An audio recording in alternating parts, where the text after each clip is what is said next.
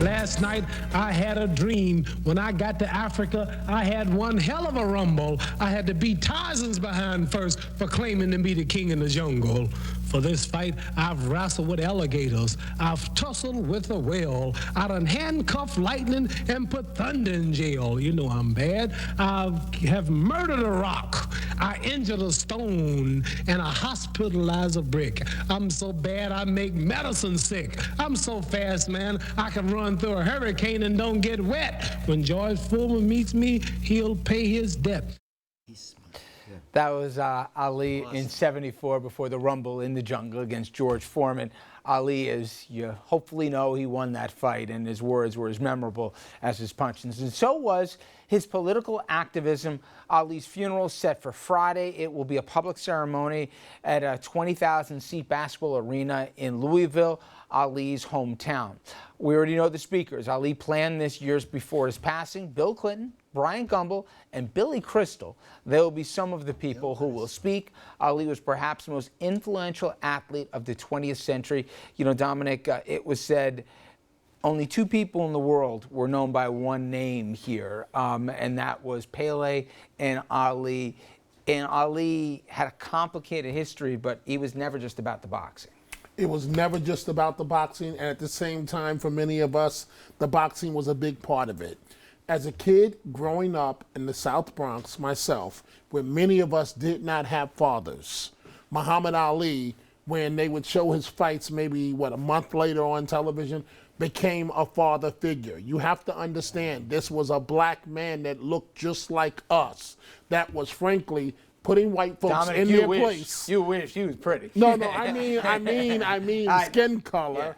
Yeah. And, you know, he would win a great fight, and him and Cosell would do this two-step, and then he would pull out a comb and start combing his hair. For a black child, that means the world.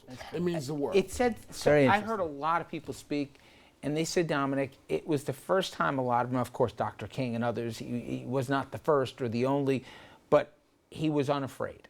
It wasn't just in the ring. That's exactly what I'm trying to talk about. A great personal consequence, losing 3.5 years in the prime of his career when he couldn't fight, when he refused enlistment in the military during the draft, and but still, when people spoke about him this weekend, those were some of the stories I heard more than anything else.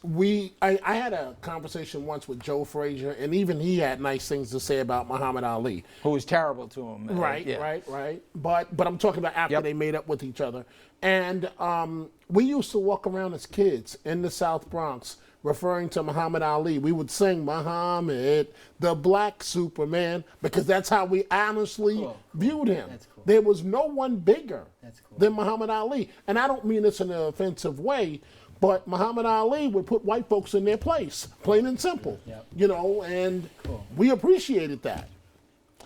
And if you think to how he not reinvented himself, but most people with Parkinson's don't want to live on a public stage. It's a terrible, debilitating, final chapter for a lot of people. But when he lit the flame at the Olympic Games, who else could do that, you know? And he slipped away from public view towards the end of his life, but he would make appearances and they would be that much more impactful because of it. And look, when you think of the greatest athletes in their sports of the 20th century, he's got to be on that list. He changed boxing, particularly heavyweight boxing, his ability to move and his ability to look more like a lighter man while he was in the ring.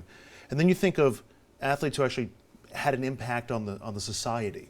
It's a different list.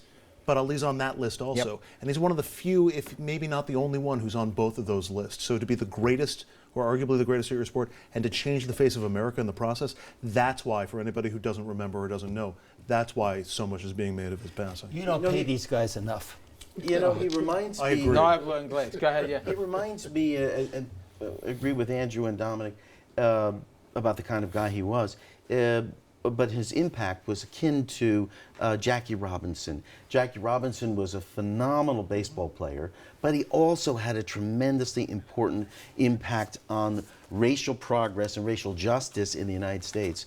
And Muhammad Ali, you know, it was during the 60s. Yes, it was during revolutions and the civil rights era, but civil rights hadn't been fully realized during in his early years. And it evolved with him, and he helped bring America along by showing a strong, really smart man who happened to be black and an extraordinary athlete.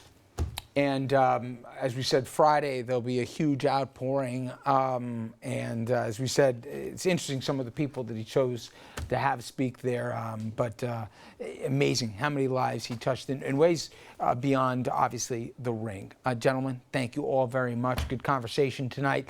We're going to take a quick break. When we come back, I'll have some local headlines. Please stay with us.